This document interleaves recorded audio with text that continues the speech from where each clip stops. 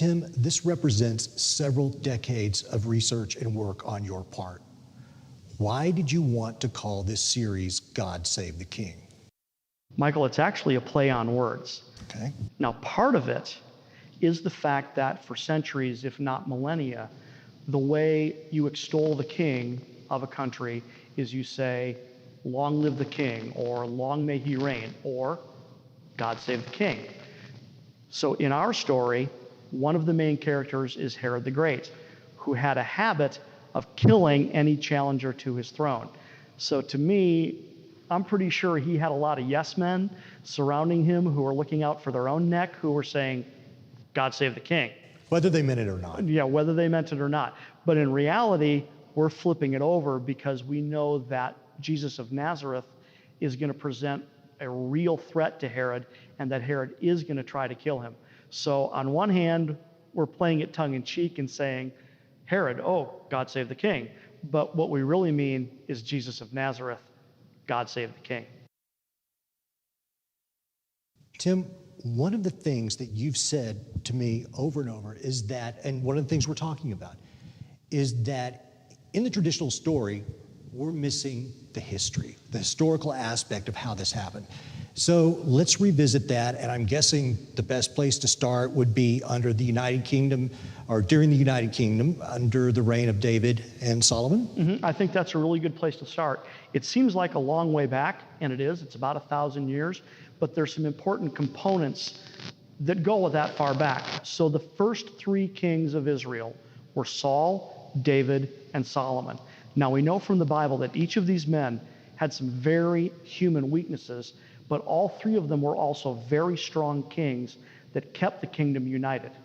So by the end of Solomon's reign, Israel had defeated its enemies, they'd built the temple, they had developed a flourishing economy, and they really had peace and prosperity throughout their kingdom. They frankly had reached the pinnacle of their power. What's wrong with that? Well, there's nothing wrong with that. It's great. The problem is that oftentimes when you reach the peak like that, there's only one way to go, which unfortunately is down. As many empires do. So I guess that leads us to the divided kingdom. A house divided against itself cannot stand. Absolutely, right out of the Bible. So when Solomon died, his son Rehoboam took over. But he faced a challenger, a young leader named Jeroboam. Now Rehoboam, he had some problems. Number one, he was young and inexperienced. But he's got the bloodline. Yeah, he's got the bloodline. He's a legitimate heir, but he's young and inexperienced. He's arrogant, but probably his worst problem was he was prone to following bad advice. Probably in the form of flattery first. Well, it could be, but part of what happened is he did not retain his father's advisors. Now think about that for a moment. Solomon is known as being one of the wisest men that ever lived, and Solomon had court advisors. So here's his son, he rejects his father's own advisors, and he makes his own advisors, which is all young guys his age, and that's who he listens to, and they give him some pretty bad advice. They pretty much told him, look, if the people don't do what you want, you squish them, and just force them to do what it is you want. So he's opposed by this young leader named Jeroboam. Now, Jeroboam was charismatic, intelligent, and highly qualified, so that presented a real problem. Rehoboam, if he'd had a brain, if he'd done things correctly, Jeroboam probably would have fallen in line and simply been a leader under Rehoboam. But the problem is that Rehoboam acted very rashly, very harshly against the people. So Jeroboam split off, and 10 of the 12 tribes of Israel followed him, and they set up the northern kingdom in what became known as the kingdom of Israel. Mm-hmm. 2 tribes remained loyal to Rehoboam in the south, and they became known as the southern kingdom, or the kingdom of Judah. With Israel now divided in two, what are the repercussions of that, both politically and on the people? Well, it's real simple. It's no longer a united kingdom. They're no longer united geographically. they're no longer united culturally or religiously, because we have to remember, because it's part of our story, that the Hebrew nation is a pilgrimage culture. They have festivals every year where every able-bodied male is required to travel and attend that festival, right? So if you have a divided kingdom, what do the citizens in the northern kingdom do if they have to travel to the southern kingdom to celebrate? So they're mixing amongst the people that their leader might not want them to mix with? Well, yeah, so what happens is that Jeroboam sets up an alternative form of worship in the northern kingdom. So what this means is they're no longer united geographically, they're no longer united culturally or religiously, because you've got this alternative form of worship in the northern kingdom. It also means that they're no longer united ethnically, because as we're going to see as we move forward, both kingdoms are now going to start to intermarry with other nationalities. So no longer united geographically, no longer united culturally, religiously, and to an increasing degree, ethnically. All right, so I understand, but why, here again, we always come back to this question. I don't know why, but why is this important? Everything that you're saying makes sense, and it is the way that civilizations often go. Sure, but if we jump forward, remember our primary theme here is that we're looking at the common misconceptions of the traditional nativity story. And in the traditional nativity story, we often assume that the nation of Israel at that time is this homogeneous Hebrew state, and it's not. It hasn't been for a long time. And the critical component of the divided kingdom, having followed the united kingdom, is that there is now this idea in the back of every Hebrew's mind of when will the kingdom be restored.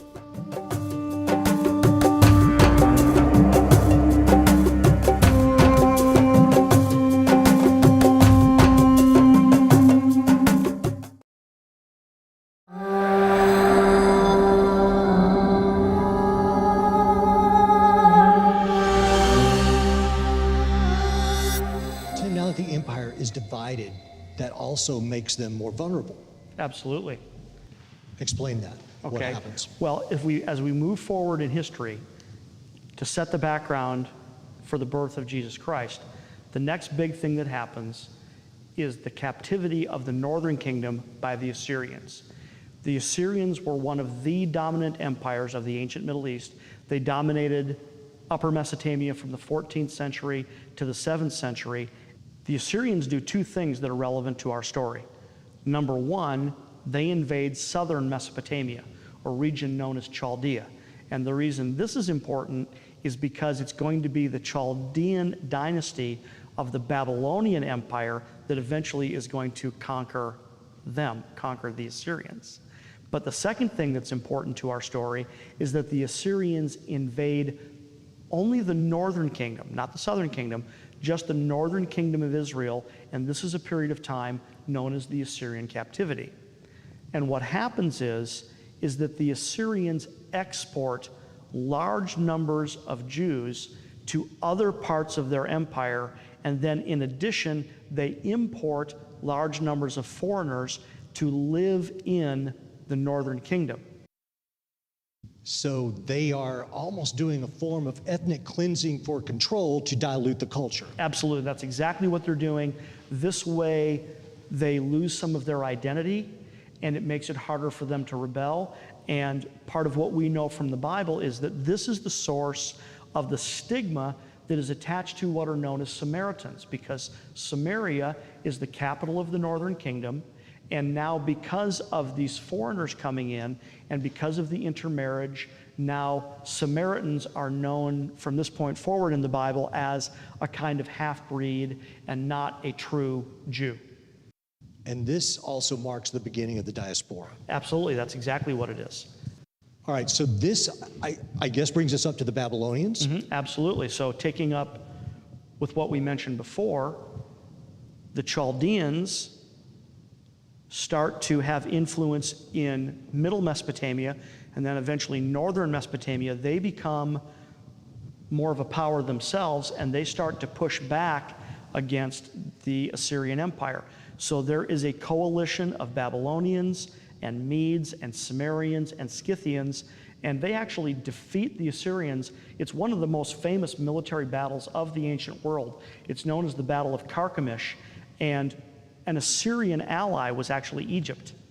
So the Egyptian forces had come north through Israel, and when they were on their way to Upper Mesopotamia, when a young Babylonian general named Nebuchadnezzar comes in, and he defeats Pharaoh Necho at the Battle of Carchemish. It's this major battle, but now Babylon, the Babylonian Empire, they become the new superpower in the Middle East. And the repercussion of that upon the Jewish people is? Well, they have a different foreign policy than the Assyrians. So number one, they do inherit the Assyrian captives because they've taken over all that territory, but they have a slightly different foreign policy in that what they do is they export the best and the brightest from the areas they've captured. They bring them to the courts of Babylon, and they train them to work in their courts, because after all, an educated man is an educated man. You better take advantage of that. Certainly, that makes absolute sense. So they are taking the brightest and the best, elevating them in influence in their courts. That's good for the Jewish people. Absolutely. And we all know the story. If you've attended Sunday school, we know the names of 4 prominent Hebrew captives, that this is what happened to them. Now, their Hebrew names are Hananiah, Mishael, and Azariah, but of course we know them more by their Babylonian names, which is Shadrach, Meshach, and Abednego, and of course, Daniel. And we know the story that they're being trained to be wise men. That's their job description. They're smart kids. The Babylonians are training them, but then Nebuchadnezzar has this dream, and no one can interpret it. So since they're in that category, they're likely to get in trouble too. They pray to God. God gives them the interpretation of the dream. Daniel goes before the king. He tells him the dream and the interpretation, and then Nebuchadnezzar elevates Daniel to be the chief of the wise men of Babylon. That's a good position to be in. Yes, it is. So these people are essentially training to be magi, and he is now the leader of the magi. Yes, he is. Nebuchadnezzar gives him the title. It's in Aramaic. It's Rab-Mag, and Rab means head, and Mag is an abbreviation of magi. Daniel is the chief of the magi, and as a result, he has a job, which is to give a daily intelligence briefing to the king. He's the one that's going to look at all the important documentation. He's going to gather intelligence from out the realm, and he's going to tell the king, this is what you need to do. That is a valuable role for Daniel, and I would think benevolent to the Jewish people. But continue on. At the end of the Babylonian captivity, we have another chapter, which is the Medo-Persians. Explain to me who they were and what they represented. Absolutely. So during the reign of Nebuchadnezzar's grandson, this is the famous handwriting on the wall incident in Daniel chapter 5.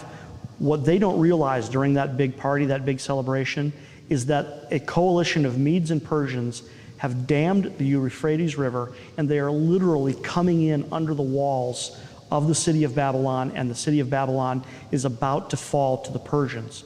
So now what this means for our story is that the Persian Empire is now the superpower in the area, and the Jews fall under Persian domination. So what this means is now all of the captives that were inherited from the Assyrians, and then the captives have inherited from the Babylonians, now they're under Persian control, but the Persians, they have a different foreign policy as well. Which is? They let them go home. They made the decision that it was reasonable for the Jews to return to their homeland, to rebuild their temple, and basically their foreign policy was, look, as long as you don't rebel and you pay your tribute, we'll pretty much leave you alone. The interesting component is that when they make this offer to the Jews and they give them the opportunity to return home, the majority of the Hebrew captives in Babylon chose to remain there.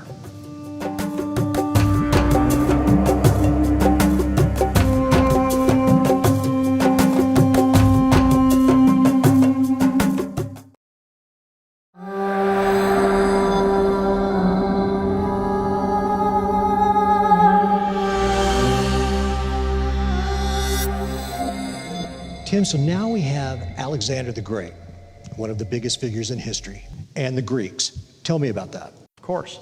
So the Persian Empire was very expansionist, and they made several incursions into Greek territory that really upset the Greeks. They felt it was, even back in that day and age where this kind of thing was common, it was really uncalled for. So they really despised the Persians. So Alexander the Great's father, he spent his entire career intending to invade Persia and pay him back. But then he gets assassinated, so it falls upon his son, Alexander the Great, to get this revenge. And that's exactly what he does. He invades the Persian Empire, and in a very short period of time, he conquers the known world, so to speak. And he had this enormous empire that spanned all the way from Greece in the Mediterranean all the way to the Indus River in India. Huge, huge landmass. But history tells us that Alexander died quite young, so the next thing that happened is that his empire was divided up amongst his strongest generals. And this affects our story in two ways. Two of those generals wind up with territory that borders Judea. One is the Greek general Ptolemy. He was already the governor of Egypt when Alexander died, so he just declared Egypt to be his, and that was pretty simple for him. There were some wars that had to settle some of the other areas, but the other big one that plays a role in our story is the Greek general Seleucus. He inherits Mesopotamia and Babylon and all of the eastern provinces. How this affects our story is that Judea is right in the middle. And these two superpowers, they fight 5 wars over the next couple hundred years, with Judea right smack in the middle. A recurring theme of this area being in a geographically strategic place. Exactly, and that's exactly what happens. It's a strategic area. They fight these wars, but the Seleucid Empire is huge. The portion that Seleucus inherits, it includes a small portion of Asia Minor, all of Mesopotamia, modern day Iraq, Iran, Afghanistan, Pakistan, and parts of India. It's enormous, and he simply cannot maintain control. It's too big. Part of what Alexander's dream is he wanted to see a unified world empire that was Greek. It would have one language, it would have one culture, it would have one society, it would have one religion, and therefore you'd have this beautiful, wonderful, kind of utopian kind of thing going on. But he never really quite achieved that, certainly not Alexander didn't. But that influence lived on, that his generals really tried to push that influence on the areas that they controlled. But Seleucus's empire was so huge, and because it required an influx of native Greeks from Greece to move there, to be the ruling class, and to keep this going, it just became impossible for them to do it. So it didn't take too long before the Seleucid Empire began to weaken and then frankly disintegrate.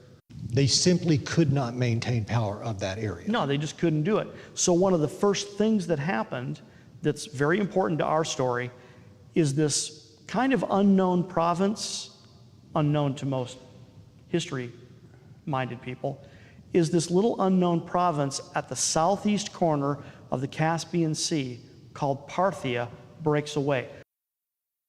So the Parthians, they were one of the first to break away. Not the first, but one of the first to break away from Greek rule and gain their independence. And what's going to happen is over the next 200 years, they are going to steadily increase the size of their empire, moving from east to west. They are the big unknown portion of this story, what's going to become known as the Parthian Empire. And they will eventually butt heads with Rome, I guess. That's right, that's going to come up. And then the second thing that's important to our story, you have to jump about 100 years further into the future, so about the middle of the 2nd century BC, the Seleucid power has weakened so much that even this teeny little kingdom of Judea can gain independence, because the Greeks, unlike the Persians before them, they treated the Greeks really poorly, really harshly. They made they frankly made being a Jew illegal. It was really horrible what they did. And the Jews just had a belly full of it. They just couldn't take it anymore. It fuels uprising. Exactly, and that's exactly what happened. They demanded that the Jews engage, frankly, in idolatry. That's really just what it boiled down to. And it instigated a revolt that we know from history as the Maccabean revolt under Judah Maccabee, which means the hammer. And then that ruling class became known as the Hasmoneans. So this is another critical component of our story, is that from the middle of the 2nd century BC until the middle of the 1st century BC, when they would eventually yield to the Romans, Judea was once again an independent kingdom. So this is another critical component of our story, is that from the middle of the 2nd century BC until the middle of the 1st century BC, when eventually they will get taken over by Rome, we have an independent Jewish kingdom. So this, of course, is bringing that thought idea that was in the back of their minds to the front of their minds, which is this the restoration? Are we going to return to the glory days of David and Solomon? Fantastic.